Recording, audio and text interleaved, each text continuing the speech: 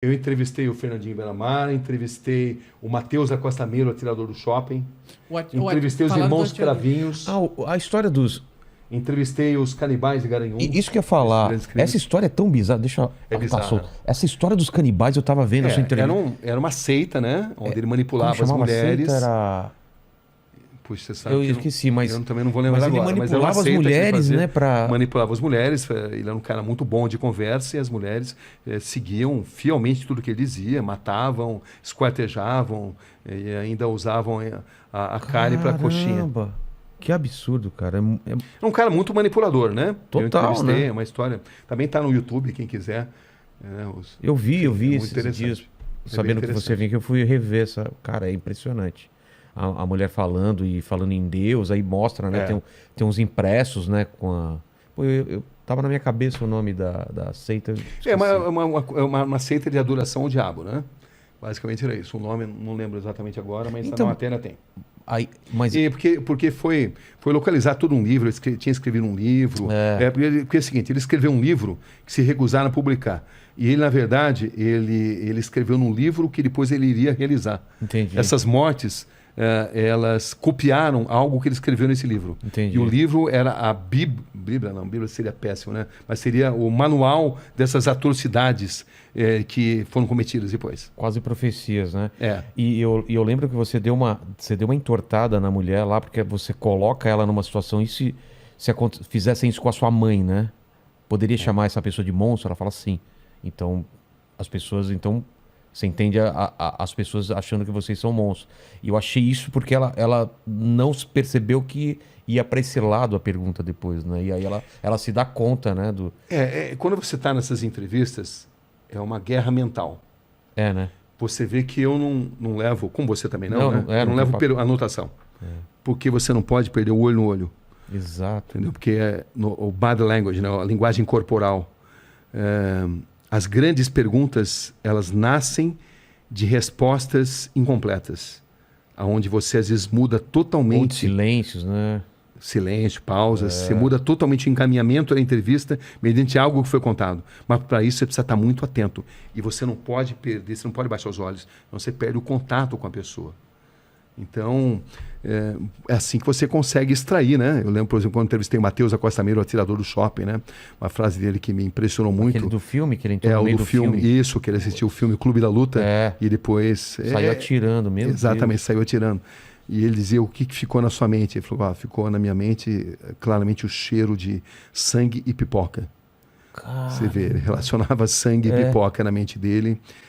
E nunca se arrependeu do que fez. Essa é a verdade. Psicopata não se arrepende. Porque ele pode até falar que se arrepende outra, porque eles são inteligentes, são frios e notam que precisam falar muitas vezes o que as pessoas esperam ouvir. Entendi. Mas psicopatas não têm cura. Caramba. O Vulkslock 22, Olá Inteligência Cabrini, gostaria de saber, existe uma enorme romantização da criminalidade do perfil das pessoas que cometem crime, mas na experiência, qual a sensação e lição que tira de toda essa experiência com eles? Existe algo a ser aprendido com a mente dessas pessoas.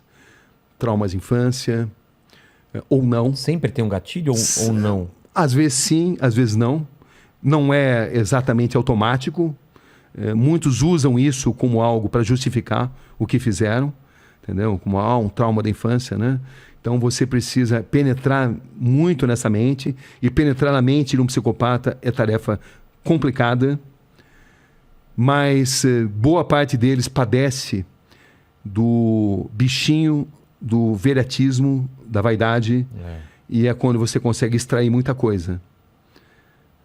E eles gostam também de submeter a capacidade deles de manipular a sua capacidade de perguntar. Então, eles estão sempre tentando te manipular a sempre perguntar o que eles querem responder. Com certeza, com certeza. É um jogo mental violento, onde você precisa ter o máximo de concentração. Senão você faz exatamente o que eles querem, né? Você faz, senão você não surpreende. E eu costumo usar muitas vezes a tática de repetir determinadas perguntas em situações diferentes para extrair respostas às vezes diferentes. Entendi.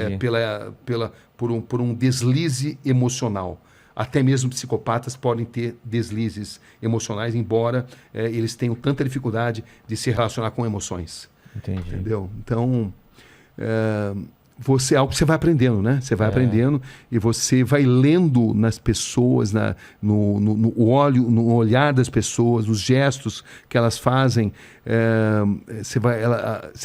Elas vão emitindo os sinais. Às vezes elas estão morrendo de vontade de contar uma determinada verdade, desde que você consiga entender esses códigos. Ou outras vezes não. Como outras se fosse um vezes... prêmio que você precisa merecer, merecer intelectualmente para ela te revelar aquilo, né? Por isso que eu acredito muito em perguntas curtas e grossas, perguntas grandes demais, dão chance para a pessoa pensar no que vai responder. Entendi. Quando você está falando na sua pergunta, ela já está, vou falar isso, né? Entendi. Entendeu? Não. Então, a pergunta curta e grossa, muitas vezes, de sopetão, é uma grande arma. Mas também a maneira de entrevistar o Rogério não é a maneira de entrevistar o Mandíbula. As pessoas têm personalidades diferentes. Às vezes você precisa ser mais suave, às vezes você precisa ser mais incisivo. Isso muda. Como decidir? Experiência. Psicologia. Eu sempre tive muito fascínio pela psicologia, mas a psicologia prática, né? Claro que eu me informo, né? Procuro ler os grandes mestres, mas é muito intuitivo também. Tem essa linguagem silenciosa, né? Com certeza. Corpo, tem microexpressões. Tem. O Aleph... desculpa, pode falar. Não, e também tem dia que você capta mais, tem dia que você capta menos, enfim. É uma violenta guerra mental. Em determinadas entrevistas, não todas, né? Tem entrevistas que não. São mais tranquilas. São mais tranquilas, mas em determinados momentos você sente que você está numa guerra mental.